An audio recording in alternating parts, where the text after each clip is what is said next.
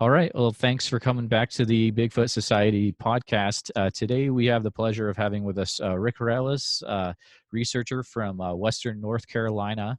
Rick, would you mind going ahead and just kind of telling the listeners a little bit about yourself? Yeah, sure. I'm a BFRO investigator, have been for about 5 years. I've been going on expeditions and researching the Bigfoot phenomena for 10 years or so. And I'm also a partner in IKnowSquatch, and we're a very progressive merchandise-driven company that we sell T-shirts and hats and stickers, things like that. So Yep. we go to a lot of shows during the year. We also have an Etsy site and Instagram. We're on both. So for followers out there who are interested in our merchandise and what we do with the brand, we're proud of the brand. We think we're progressive and forward oriented relative to the portrayal of Bigfoot, and we've trademarked it. We protected the brand and the image, and it's very That's important awesome. to us. And we're always bringing out new things, new material every year, new designs, and we do pretty well. It's growing. It's a nice little business. It's growing very well, as interest in the Bigfoot phenomena continues. And I also spend a lot of time investigating, reports that we get, witness reports. I do a lot of research on my own, research areas I go into. I go on expeditions regularly, and I've been doing that for about 10 years. And I speak at a lot of conferences also on the subject, and do a lot of podcasts like I'm doing with you right now. Awesome. Awesome. So some things I've always wondered about the brand. So it sounds like you were a researcher before the brand was come up with. Is that correct? Yeah, I mean, I've done my field research. Been in the field a lot. Both Hans, my partner Hans, and we met actually at an expedition. Oh, I don't know, 6, 8 years ago. But we've, been doing a lot of time, daytime scouting, marching around the woods at night, trying to, Yeah, figure this out before we got to the point of launching a brand and getting that's in the awesome. merchandise business. That's very cool. So I just kind of wondered that is so you met this guy on an actual expedition, which is cool. This isn't just a guy that you met on I need some random designer guy. Like this is the designer is also a Bigfoot guy, which is pretty awesome. You can tell that from the designs, like they're solid. Yeah. Yeah, you guys are coming out with a line where it's like the different states and the I know Squatch Peaker guy, I'm sure he has a name, and then the different like the designs built into the flags too. Um, Mhm. Man, that makes some good t-shirts. But and I also am a big fan of the native petroglyph for Thank Sasquatch. you. That's a Mhm. really Yes. good one too. Yep. So hats off to you guys on Yeah, that. Was that a BFRO expedition that you guys met on, or just like one that you guys had thrown together? no, I actually met Hans in the UP of Michigan, Oh yeah. back in maybe 2013, 14, somewhere around there on a Wow. BFRO expedition. Very So, cool. he and I have logged some time in the woods, believe me. We do also meet last November. I was in upper Wisconsin with him and some others on an expedition that was private. So we do continue to do that regularly. But, our research into has certainly helped us understand Bigfoot, and the way we portray it in our shirts or merchandise. We call it, you mentioned the peeper, the peeker peeking around a tree, but Yep. that's witnesses report seeing that, Oh particularly yeah. hunters. Totally. Hunters will say, I was there and I was waiting, for the deer to come down the path, and something peeked around a tree looking at me. And I can't tell you how many times we've had that reported. I've seen that, type of, been around that when it's happened in the woods too, when they peeked around a tree, caught them on a thermal, that sort of thing. So That's that awesome. is typical. So that portrayal, that picture of it on a lot of our merchandise. And you mentioned, I'm glad. Thank you for mentioning the state stickers. That's something we're doing new Yeah. this year. But many of the folks that see us at the shows or check out our Etsy site are going to see we're doing state by state portrayal of the peaker, in the image of the state with the state flag, and it's nice looking. It's a nice representation. So we're Oh excited yeah. about that. It's a smart design series, definitely. Um,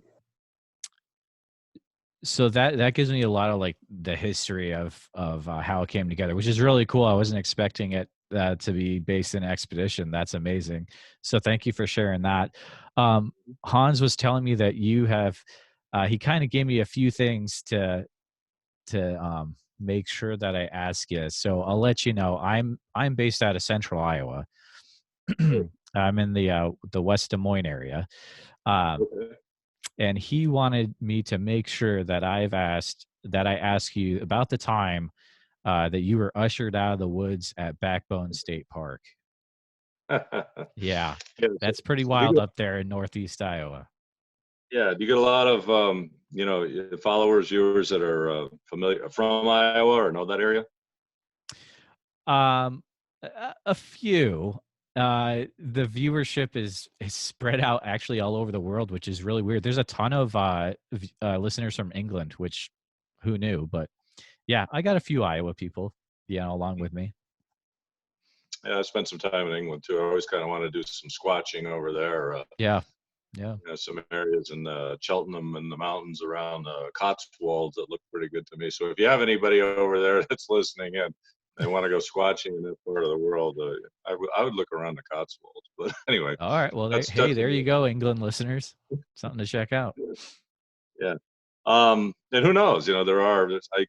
I met a guy at a show, a cryptid show, a couple of years ago, who had written a book about these types of beings in the UK. So, and it was pretty. I saw him speak too. He was pretty credible. So, Nice. if any of your listeners over in the UK, get out and about. You never know. Perfect. But back to Backbone. Yes. Yeah, I've been on a few different, believe it or not, expeditions in Iowa. And actually, if any of your listeners, this past Monday, they're running an Animal Planet kind of marathon on finding Bigfoot. Yep. But Yep. yeah, they were in Yellow River State Park. So if you know where that is, that's over towards the Mississippi. Exactly. Yep. Yep. They were in there on the show. I've been in there on an expedition, the Volga River area. Okay. Been in there, and Backbone State Park. Yep, been in there. Um, there's I'll just say it, but there's another, because typically a BFRO, we don't reveal where we've been. We have an NDA and Sure. those types of things. Yeah. But we were the BFRO was not there, but I was into the Bixby State Park, also that Oh area, yeah. Okay. which I think was shut down years ago. And when I was in there, it had been flooded, and it Hmm. was still kind of underwater. But we had incredible activity in there, Wow. small as that is. So Really? any of your listeners from Iowa get out and about. You would think Iowa's a lot of cornfields and not a lot of woods, but when you get It's to not. places like right, Yeah. when you get to places like Backbone, it's kind of like the rolling hills go down into a canyon where there's a river Yep. that runs through it, a creek, and it's wooded and thousands of acres, and it's a good habitat for these things. Totally. So Backbone, we had a number of experiences there, but I'll give you one because Hans, All my right. partner, referenced it with you. But he and I and another individual were off. There's a main artery that runs through that park, and we were in the woods off of really but a gated 2-track, if you will, Hmm. where we had sat and we had posted ourselves early in the evening. We're there a couple hours, stationary, making some occasional whoop type noises, provocation, a couple of knocks, listening. Not a lot of activity. Sure. Went and joined up with another group, but came back to that area. I would say 12:30, 1 o'clock, and the third of our party had done a very loud howl whoop type noise after Hmm. we arrived again, and we had an immediate response, and I would say it was female because of the sound, Wow. and it was probably 100 yards away, directly in front of us. No way. It then proceeded to come towards us, maybe halved the distance, and did it again, and then just about halved the distance again and did it, and very, very, somewhere between a whoop and a howl, but loud, very screaming type of sound, and was coming at us. And you could tell, where the vocal was coming from. It was high off the ground. It was, Yeah. no lower than 6, 7 feet, Oh my but it was goodness. coming right at us. So scared us pretty good. We got out of there, got Yeah. back out onto the main road. back on the main road, knowing we've been charged, if you will, by something that didn't want us to be there. Oh yeah. Um, and here's what's fascinating. It tells you a lot about how smart these things are. But we had to follow the road that runs through the middle of that park and head south for Mm-hmm. close to a half mile, and it was angular, so not quite a right angle, but a rolling angle, which we took to get back to my vehicle, which was parked under under a ridge back a ways. Yeah. As we were approaching it, the three of us were approaching my vehicle. It was a downhill grade. Um, two of us, actually, the other two, Hans and the other guy, were getting what we call zapped, meaning they got a very uneasy feeling, fight or flight response, Oh really? a lot of anxiety, and we heard noises above us because there was a ridge running parallel to the road. And as we got to my vehicle, they were there. So they had gone through the woods to where my vehicle was and got there ahead of us. And they literally tore a tree in half up above the ridge because they were unhappy where we were in that area prior. But they headed us off at the pass is the best way to put it. So That's crazy. following us as we walked the road, they knew where the vehicle had been parked, and this is all wooded in there, and they Mm-hmm. took it at a straight angle, headed us off at the pass, got there ahead of us, and then tore a tree down up above us on the ridge of the rock line above. And all I kept saying is, don't throw anything down on my vehicle. Yeah. So we decided FJ Cruisers on a pretty nice vehicle. We got in that and we got out of there, but you Wow. always look for evidence. Any experience you have, because you want to next day debunk it. Yeah, And I've sure. learned that in research over the years. But we went back to that area the next day and saw the tree that was torn asunder up above. You Wow. could see it. The whole fibers were exposed and up around 6, 7 feet in the air had been torn. And I'm talking, a decent sized tree, so several inches across. And when you hear that at night, it's pretty loud. We went back to Yeah. the area where we got screamed at and fanned out. There was about 8 of us, and found some footprints. And I cast one of them, which was close to 14 inches long. I still have the cast. So Oh wow, cool. we determined it was female because that's a smaller cast. Typically, when you cast a male print, that part of the world, they're going to be 17 inches, 17 and a half kind of thing, and the toe box will be 7.5 or 8. This was Wow. smaller. So the toe box is about 6.5, and the length of it was 13.5. So Man. I think female, which that was the impression we got the night before when we got screamed at, is that it was a female yelling at us. So made us uneasy to say the least. That man, that makes me I had no idea something like that had happened in my home state here. Like that's kind of gives me some hope for getting out there and because I've been to that area before, and yeah, the woods in the northeast section of Iowa are crazy. Also the southern part of the state too. It's Mm-hmm. not just all cornfields out here. Thank you Right. for sharing that. No, I'm glad Hans was to. saying you've seen had some other, I would say, Class A sightings. Is there maybe another one you wouldn't mind sharing with us? Yeah, I'd be glad to. Yes, I have been fortunate enough to see these things. So I like the brand. IKnowSquatch. A lot of times There you go. you can see shirts and things out there. I believe. I'm a knower. I know Yeah, these things exist. that's awesome. That's because and you can't know sitting on your couch. You've got to get out and Yeah, about. exactly, I was in exactly. an expedition 2 weeks ago, a week and a half ago in Tennessee for 4 days, and I'll Oh be on wow. another one in another week and a half. You got to get out and about. Hmm. And it's kind of like the gift that keeps on giving. You just keep learning things about this phenomenon. And I'm not here to say I have proof that it's this or that, but I do know it exists. I've seen it, I've heard it, I've smelled it, I've had things thrown at me by it. I've Man. recorded it. I know it's real. But one that sticks out to answer your question, in 2016 I was on an expedition, again a BFRO expedition in northwestern part of Colorado. Okay. And, without giving you the exact location, there's a lot of woods, a lot of mountains, a lot of wilderness in Sure. Yeah. Colorado, Yep. a lot of activity. And I was with a group of 5. We had scouted an area that was in a canyon, wooded canyon, a lot of pine forest, some open swampland in the center, which is prime. Anytime you give these things an opportunity to view from above, and you've got a water source, you got food sources, that's a pretty good chance that you might get some activity. Okay. And 5 of us were down a path back in the woods, so about a half a mile, walking along the really down in this canyon. So we had ridges above us as we were going, particularly on one side, some swamp on the other.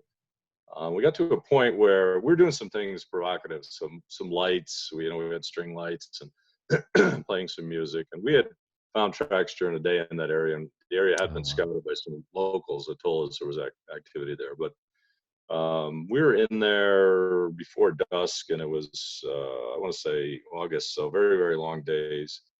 But we heard noises behind us, stick breaks, bipedal foot movement. They were talking to each other, and a lot of times when you get in that situation, they'll surround you. It's almost military. They'll northeast, south, and west, get around you kind of thing, Okay. if they can, and observe. And sometimes when you're being observed, you can have dialogue and talk with them, or if they're comfortable, they'll do that with you, so you can knock and get knocks back, that sort of thing. Sure. But it was just getting dark. You could see we had a very full moon, and you could see up and down the path, because it wasn't completely enveloped by the woods, wasn't a complete canopy over it. And this is where it's going to sound weird, but all 5 of us were looking down the path, direction we were heading, and above rock ledges and rock outcroppings on the left, because we had seen a white, I'll just call it an orb. We were watching a white flash of light moving above the rock outcroppings, Oh, and wow. above the along the canyon wall, and we were watching it a minute or so. But doing this kind of research has taught me to not just look ahead, look behind. And so Mm-hmm. I turned to the right, tapped on. There was another woman with me. She's a sheriff from New Mexico, and I tapped her shoulder, and I said, "We gotta look back." We looked back down the path, and went back and measured next to it. 90 feet behind us, there was about a 6.5-foot tall Bigfoot standing in the middle of the path, Really? watching us. Yeah, Oh, and wow. So, oh my goodness, he was watching you the whole time that you're like looking at this orb. yep. Oh, that's so freaky. So it stepped out onto the path to look at us, and I've heard this description before from witnesses, but I hadn't seen it. Sometimes it gets described when you catch one of these that they'll go from side to side, sort of like a shortstop or a second baseman getting ready, watching the batter, Okay. and that's exactly what it did. It was shifting from Wow. side to side, and Oh I my think goodness. nervously, because we saw it, but I could clearly see the features. 90 feet is close. And like I said, it was bright, just getting dark. So we could see clearly see the facial features, flat face, dark eyes. I could see the arms, the legs, no neck, the Wow. short, out of proportion with the legs. So the thighs are very thick. The arms are very thick.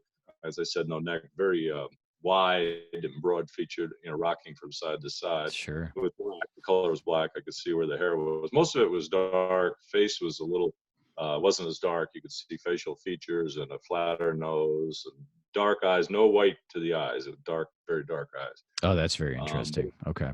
it took 3 steps at an angle into the woods, and we watched it. So I saw it for a few seconds and saw it depart. It's a great experience, because I've had a few of these Class A's. But anytime you see one of these things, it's it makes an impression on you. You can't forget. Oh, yeah. It's got to And change your whole life. it's right. It does, and it sticks with you for a while Mm-hmm. too. It's Oh, yeah. all you can talk about or think about for a few days. The adrenaline rush is fantastic. I bet. Um, Yeah. Not necessarily why I'm in it. I'm kind of in it for the trying to understand what these things are. But Exactly. that was a very good experience, because I had someone that saw it with me.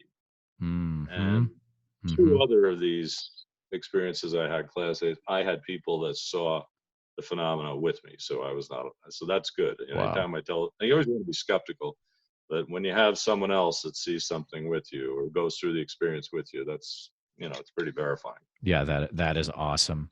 Yeah, I've never heard an account where it's like you've got the orb in front of you and you look back and he's just like hanging out watching you. Like that's kind of like, okay, are they like, here, throw this orb out and distract the humans so we can get a better look? Like, you don't know, right? That's pretty wild. Yeah, I Yeah. think there's some truth to that, Jeremiah, because I've had this discussion with others too. You know, the Okay. whole Bigfoot thing, you know, researchers fall into, well, it's an ape and that scientific side of it, and let's just stay with the physical. And then there's a whole side that say, well, it's a lot of woo and it's from Yep. another dimension. Yep. You know what? I think I'm in the camp that it's all evidence and we should look at it. You know, we should look at it the same. Always try to debunk, but an awful lot of this evidence on both sides seems to corroborate, line up, and repeat itself. Mm-hmm. And so, you know, I saw Tom Powell at a conference a couple of years ago, and he was saying we've got a lot of evidence, but you know, maybe not anything that constitutes proof scientifically. And you Hmm. know, I'm still in the evidence gathering mode. Yeah. That's awesome. That is so cool. Um, what Western North Carolina? What kind of stuff is going on down there? Well, you know, fortunately, we've got some really very good areas for experiences down here. The Pisgah National Forest is here. The Smoky Mountains, Oh yeah. Yep. North Georgia. Georgia is one of the most forested states in the Yep. union, and northern Yep. Georgia is very active. Very, you know, real good place to go. So I've been on a number of expeditions there in the last few years. We've had some great activity. Been with a group that had a Class A sighting there. So you know, very promising areas. And you know, there's any place there's a lot of, as I said earlier, and you know, in your on your show here. But anytime you've got an area with you know wilderness and these things are omnivores, so they're opportunistic eaters, and Mm-hmm. you know they have Yep. available food sources. They have water. They'll walk the waterways or they'll travel the waterways. You got a pretty good chance, and you're not going to go on out and you know have enough. Although I carry a lot of tech too, you know, whether it's FLIRs or night vision or different things like that. Mm. Um, you know, you're not going to out tech these things or out or surprise them and sneak up on them and you know catch a picture of them or something. You know, everybody always says, "Where's the picture?" Like you have your phone ready, you know, when one of these things just pops out in front of you. Yeah, it isn't that way. You got to put yourself in a situation where you're vulnerable, where people typically aren't. You know, these Yep. things are very active in the night hours, morning hours. And, you know, if you're out there and you're comfortable and you're acting like a hiker, not like a hunter, and you're having fun, you can be in a good chance to maybe have an encounter. You know, it doesn't mean you'd see one, but if you hear one or you hear them, you know, approach you, you hear bipedal footsteps or a knock or whoop or some of the other things, yeah, that's what you want. And you're better off putting yourself in a position to experience that than going out there and trying to provoke these things in an irritating way because it's unnatural. And you know they don't want to be bothered either. You wouldn't like somebody showing up in your living room, Jeremiah, banging on No, pots. not at all. No. And not an orb either. But yeah, I mean that little part you just said there definitely lines up with some of the more amazing stories I've heard where it's like, well, I mean, there's a story about the young lady in the late 90s where she was doing the 100-mile hike by herself in the Pacific Northwest, and then it's like just her off the trail and boom, there they are, you know. Yeah, and at night and the full moon and all that. Yeah, it all lines up, you know, like, Hmm. yeah. Hmm. Yeah, I mean, if you get out, any of your listeners, you know, I'd encourage them. Number one, read. Mhm. You know, there's a lot of crazy stuff in social media. It doesn't mean it's all true, but read some Sure. books on the subject. You know, watch some video. Not all the crazy things like you know, Monster in the Woods kind of, but you know, the show was great for driving interest. The show did a wonderful job on getting around to all the states and opening up the, especially the part where you have witnesses in the shows talking about their Yeah. experiences. You know, the more research you can do, you know, reading and that sort of thing prepares you for when you're out there. And then when you're out there, you know, be an observer, be respectful when you're out and around these Mhm. things, especially if they happen in one of them and or a few of them. There's never one. And you know, try to have some fun with it. You got that's your best chance, but you can't do it in your living room, as I said earlier. You got to get out and That's hit the right. woods. 'Cause, you know, failed Bigfoot expedition is still a great time in the woods is what they always say. That's true. Yeah. No, Um, it is. yeah. Yep. So let's say if we do have some listeners that are brand new to, they want to learn about Bigfoot, all that sort of stuff. What are maybe some books that you would recommend that they start out uh, doing their research with? If I could put you on the spot with that. Yeah, no, that's okay, and it's not putting me on the spot. Actually, Mm-hmm. I've got something I could pull out and look, because I do a I do a talk on some of the best books to review. Because Oh, sometimes I great. get That's asked to awesome. present it, so I'll try to handle a little of it off the cuff. But I would recommend anything that's on the scientific side of things. Lauren Coleman's book, Mm-hmm. I think Apes in America, I think it's called. That's good. Anything Dr. Meldrum has done Yes. on Idaho State. Mm. He's a great guy.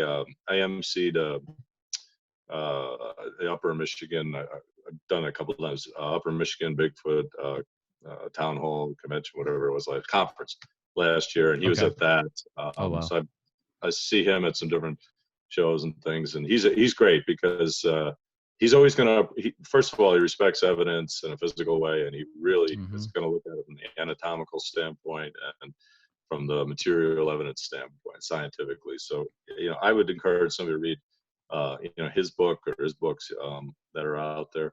Robert Morgan, I love. He's got a Mm. couple of books on the subject. One I think is called it's a small book, a handbook, Bigfoot Field Journal. Okay. I think it's a wonderful book because it prepares you for when you're in the woods, how to set yourself up to have a possible encounter, just what we're just talking about now.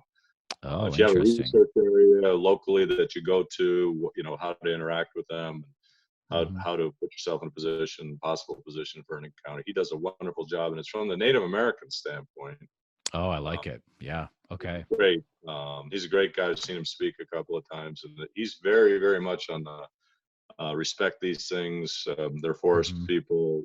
We treat them Okay. with respect, and it's a historical narrative in the Native American culture. And I'll tell you what, the longer I've been around this, the more I believe it and respect it. I think there's something to that. And Wow. I'll definitely have to so, check that one out. That's a new one for me. That sounds very interesting though. yeah, he's got a couple out there. They're Okay. both equally good. But the Field Journal is really good. Tom Okay. Powell's books are great. I'm a big fan of Tom's. Met him too, and great, fascinating guy to talk with. He's a teacher out in Oregon. He was a BFRO investigator too before he wrote. Mm-hmm. But he's written books like The Locals is a wonderful book, and one of my personal favorites, Edge of Science. Hmm. So he talks about paranormal and things that are on the edge of science, and starts at Bigfoot, winds up talking about things like crop circles, and connects it all very Awesome. well. So That sounds like a good time that's too. Cool. that's a wonderful book to get into. And then there's one that Nick Redfern, I think it is, put out one called Mm-hmm. the Bigfoot encyclopedia a couple of years ago, and Yeah. it's got everything in there from Harry and the Hendersons to Patty and Oh, Patterson okay. Gimlin Cool. film.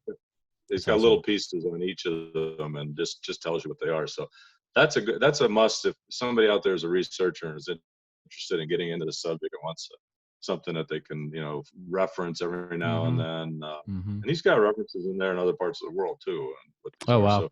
So that's a nice book.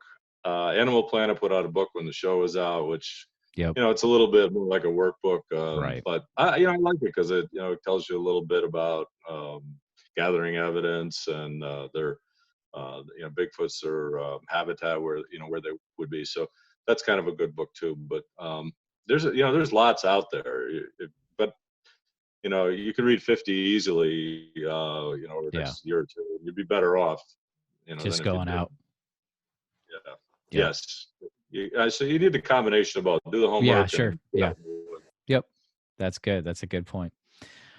Uh, Rick, I want to be respectful of your time because we did sign up for 30-minute, but maybe a few more minutes just to kind of maybe wrap things up, if you don't mind. I don't mind. I I think that's great. did not expect a very awesome discussion on Bigfoot literature. I feel like that could be a, a large episode in itself.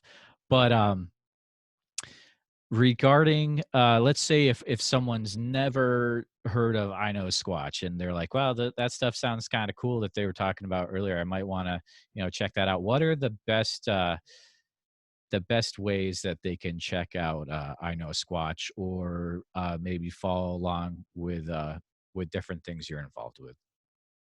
Yeah, so our number one, I would say our Etsy site is good because we're always updating our merchandise offerings. So, check that out. That's good. Instagram, we post different things on a regular basis, and different things that we see. Our followers send us some things too. We put out Okay. there. I posted or put a lot of things on that from a recent expedition a couple of weeks ago, which is actually one of the images that we posted on that. This is a teaser for people, but if they go on and look, was a red light lit stick structure that was taken in the woods way back in a forested area in the middle of the night. And some of our followers found, by looking through the images of stick structure and enlarging it, they found what looks like a being or something peering through the stick structure. What? What we're doing. Really? So, That's which in I your actually feed right didn't. now? Yeah. So they ought to check Oh that my out. goodness. I'm gonna So check I'm that very out right after grateful. this.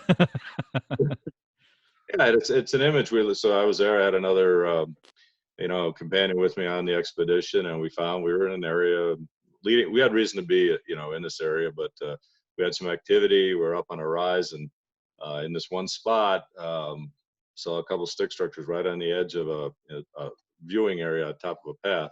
Okay. And one of them was compelling because it was an X, and it had kind of a floating member in it that was a stick that had been broken off and was just levitating in the middle, which is typical of the that type of stick structure. I speak on this as a topic at conferences too. But so I wanted a picture of it, and we were getting a picture of it, and took a couple. I put my red headlight on it to get the image, and then we posted it next day or a couple days later on Instagram, and some of our viewers saw it, picked up on our followers and said, Wow. the That's left side awesome. of that, you have something in the background that is peering through the stick structure. So Oh, something is deliberate. that sounds wild. I'm gonna check it out. So again, that's at IKnowSquatch, right?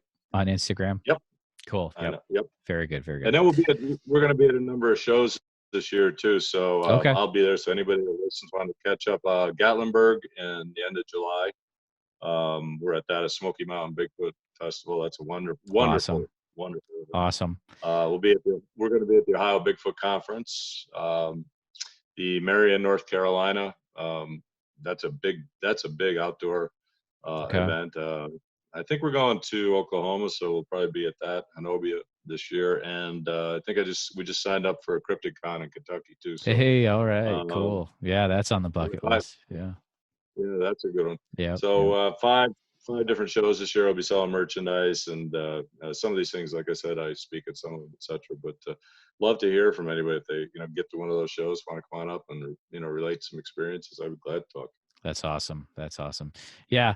And Rick, I have a feeling that in the future, I'd love to do a follow-up episode with you.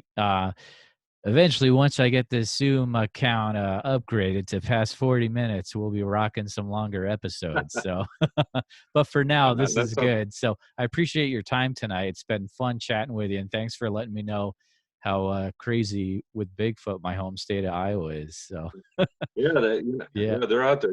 Jeremiah, get out there in some of those I'm places going. in the I'm going. Northeast, those parts, and you have a good chance just walking around the woods late at night, and you never know. All right. Thanks, Rick. All right, thanks, Jeremiah. Thanks for supporting IKnowSquatch. We appreciate it. You got it.